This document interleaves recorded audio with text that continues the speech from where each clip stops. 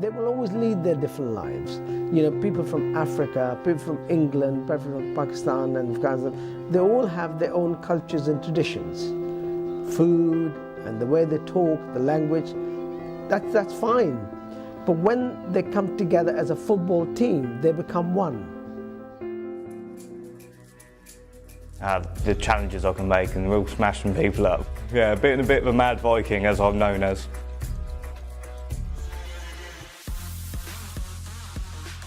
No, I've never ever thought that I'd have a bar. Never. Like, I just thought I'd be stuck in a takeaway all my life, because that's what we do. I'm a Muslim. What I find that religion provides is it helps understand the complexities of life.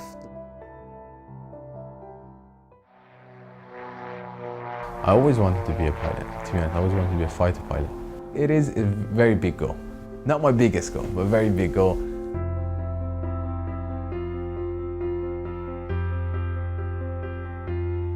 I'm Tom, I'm 28 and I work for Freightliner down the docks. I went for a job there as an MSO, so multi-skilled operative. I got the job, so now I do a bit of shunting in the yard, I drive the cranes, a bit of a mucky job, and a bit of a wet one. We get imports from the docks, coming in from overseas, we go onto our trains, go all around the UK. We have a road to use for when we arrive trains, back them into middle, so the reach stacker and the cranes deal with them, get them stripped and reloaded. So make the middle area is obviously a busy area. You get to socialise with your workmates as well, so you've still got a way of the world. You're not just in your own little bubble. You still get to communicate with people, so it's nice. And you've got friendly faces around, people that you know, so you can still talk to them if ever you've got a problem. I was going to say, with the pipe going across the track as well, aren't they? Good thing to get, wouldn't it? I don't know. Sometimes my kids don't see me a lot, but I didn't see my dad a lot sometimes because he had to work. He worked on lorries and stuff like that, so he was a hard worker, and he always showed me that you have to work hard to get what you want. I grew up in the Eastleigh area. My childhood was awesome. I got muddy, played outdoors a lot. Now there's technology going on. I'm currently in Hedge End now, so I've moved slightly out of the area, but I still go to the area because I know the area so well. It's always been a friendly and nice place. I'm comfortable there. He's a very headstrong person. He's always been very, in a way, maternal, because he's always been very caring and always nurturing towards everyone that's around him. Obviously I'm in a relationship at the moment with, I've got a son of 1.5, his name's Marley. My missus I met a good 2.5 years ago, a really nice bond. I've got a daughter, 6, she's with a previous partner that didn't work out, but she's still in my life. Very much like an aggressive Viking, but also loyal, because obviously in Viking culture, they're aggressive, they fight for what's theirs, but they always team play in a sense, and obviously all the programmes I've seen anyway. When I started a relationship with my new partner, I just started growing my hair, growing my beard, I just went for it and she likes it, so I like it, and plus I was watching Vikings at the time and that is awesome. My name's David, I'm 27 years of age, and I'm a bar owner.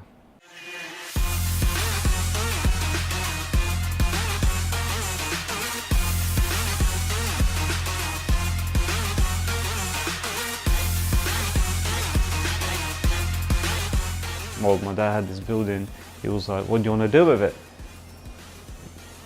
Should we just knock it down, turn it into flats? I was like, nah, let's just turn it into a bar. Well, a restaurant bar, but it's more of a bar now.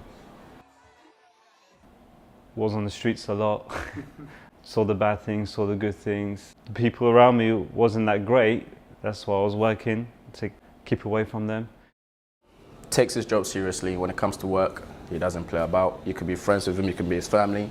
The way he treats everybody the same way. As a friend, as a guy, he looks up to me as his little younger brother. He always says that to me. If anyone's talking bad about me, David would be like, Silva, just look out, keep your head down, talks to me about savings, talks to me about how to literally progress in life. I learned a lot of things from my parents. I actually quite enjoy living with my parents. I learned quite a lot. What I learned from them, I pass on to my brother and sister. So what I see from them, I'll show to everyone else. You know, we talk together, we always give ideas, always try to do better, never stop. Every week it sets a target, we have to achieve it, it comes up with an idea, and we just go straight for it. Don't have a manager because I do everything anyway. What a manager, why would you want to pay a manager when you could do it better?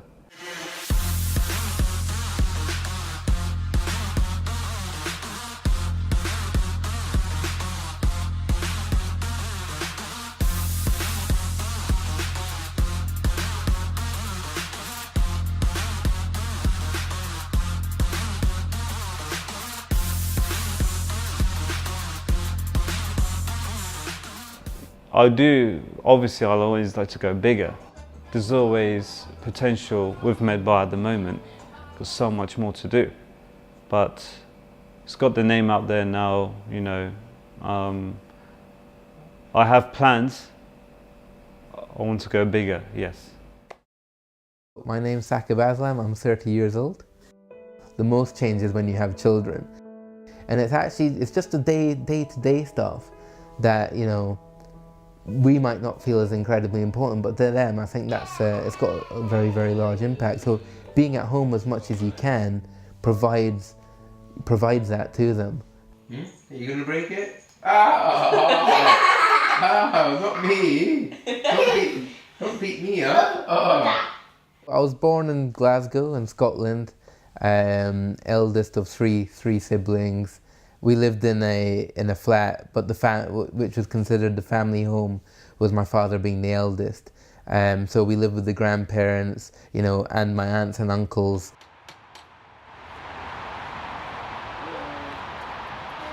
Hey, Assalamualaikum. How you doing? Oh, my big girl. Oh. Hey. He's had a big impact. So he grew up as the eldest of his siblings and really the father figure of his immediate family. And because of that, he's sort of the older brother and the father at the same time. He's essentially raised and looked after all of his siblings. I'm very happy with how the children so far have turned out. I'm not really sure if I can take the credit for it. Probably their mum can, you know. You know, he always tries to put his family first. He's always playful with the children. You know, he's got a great mentality in terms of raising kids and now his grandchildren. His endless positive outlook on life, something that I'd like to perhaps do a little bit more of myself, yeah. What are you going to do? Are you going to play any sports? Are you going to be lazy? I'm going to play rugby. Yes. Going to play rugby? Religion is between you and your God, yeah? And what I'm talking about is between you and the rest of humanity, you know? And I think that's where people get confused. They think, well, you know, if you're a Muslim, oh, I read 5 namaz, you know. Yeah, you might read 5 namaz, but you don't deal with your neighbour properly. Every Friday there's a congregation at the mosque was essentially what I'd call a sermon, I guess, from whoever's leading the prayer. Try and make that as much as I can in addition to the 5 daily prayers. You know, between my parents, you know, whether it's fasting, praying, Eid namaz, reading the Quran, you know, all of those things are encouraged by your parents first and foremost. For Jummah specifically, you know, I block out time on my calendar every Friday that my colleagues know not to book over. That sets aside enough time for me to come down to the mosque every Friday. So we're here now. This is where I park, and round the corner is just the mosque. So it's only a short walk. Timekeeping is one thing I'm pretty conscious of, just to ensure that, you know, I've left enough time to ensure that I can get there in time for when it commences.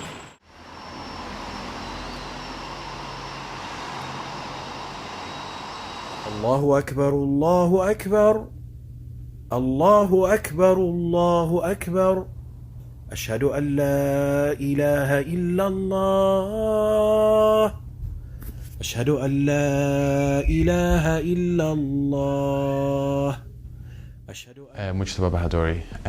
I'm 26 years old. I'm born in Iran, in Shiraz, and my childhood was great, really nice childhood, plenty to do, plenty to see. So we grew up in a family which has livestock farming, and since a young age I remember I was always telling Dad I really want to go to the farm with him. While I was transitioning to grow up, I came to this country, so I had to do everything that an immigrant has to do. And we traveled first to Turkey, France, to Italy, Slovakia being one of them. And it was, it was dangerous. It was a big move to make. We seen the prisons, which I thought is hotels. A lot of people will be traumatized to see now. Thank God I'm a bit more tougher than some. So for me, everything is normal. It's just, it is what it is, and I just crack on. For me, driving is definitely, it's not boring, shall I say. I've always liked driving, and it depends where you drive. I think that's the main thing. That's the most important thing. Well, it is a very big goal. Not my biggest goal, but a very big goal. To actually finish my aviation school, being a pilot. So it gives me flexibility, and it makes enough money to thank God to pay for my tuition.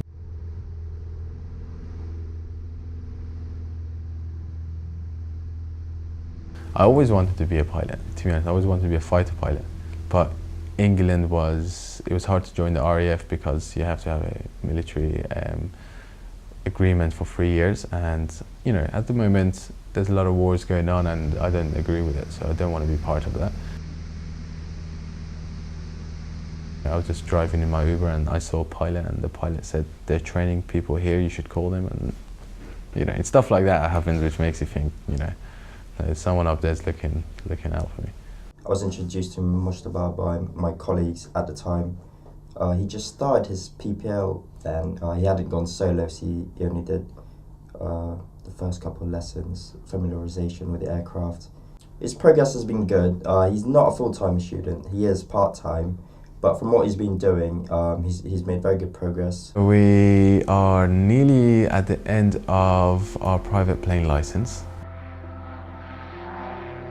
And nearly at the end, let's see how it goes if I don't kill the instructor on the last day. What Unity FC is to me, there's loads of reasons, I guess. The fundamental reasons are there isn't anything like that in the whole of St Mary's, Beavers Valley, kind of that area of Southampton where there's so many young Asians, Africans, Middle Easterns. I've never seen a mix like we've got, and playing so well and everything together. So yeah, it's the first time I've properly seen that happen. He is an extremely colourful character. Tom is one of our new players signed up at the beginning of last season. I said to Tom, if I had 11 Toms in the team, I'd be very, very happy. Like multicultural teams, can't go wrong, can you? You just learn from their cultures. Everyone has different points of views, just the way they are, it's just different. Such a nice, genuine, top guy. There's people in this world that are truly genuine. Do you know what I mean? They don't try to be genuine, they just are. And he is an absolutely top boy. It's a community team which is run by the community for the community. So it's self-sustaining. What you put into it is what you get out. Zach, he's second in command in terms of how he is with interacting with bringing new players in. He's been injured this season, the whole season. He's still been to every single game. He's been to almost every single practice session. That level of commitment is second to none. And it's nice because I can talk to the brothers from Afghanistan and Pakistan and England and all over. So for me it's like, again, you go there to relax. There's no ego with Mujtaba, none at all. The guy is humble, he's got a great heart, he's very, very honest. He's come into the team and he, you know, again, another person who's committed, he wants to play. And I think the commitment of the manager is just second to none. I support him 110% in what he wants to do, and likewise he makes sure that he delivers what he wants, his vision, with the players. To have those four in our team, it means a lot. It means a lot because they're the foundations of the club. People like that are where other people will gravitate to. I want to create a legacy for Unity 101 FC. And so when my kids grow up, I want them to be able to see me, Dad, when the trials,